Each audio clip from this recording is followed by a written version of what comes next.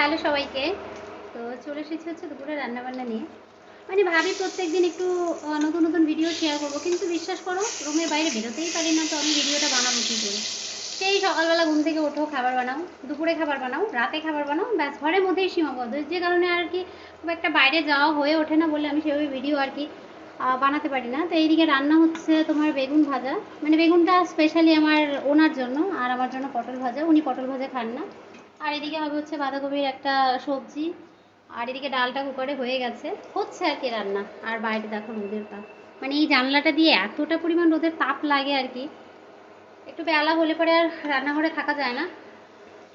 সকালের রোদটা বেশ ভালোই লাগে। তো প্রত্যেকদিন ভাবি যে ভালো ভালো ভিডিও তোমাদের সাথে শেয়ার করবো, কিন্তু বিশ্বাস করো হয়ে ওঠে না।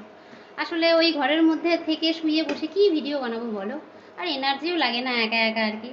তো চলো যাই হোক, রান্না বান্না করে নিই, পরে আবার গল্প করতে আসি। টাটা।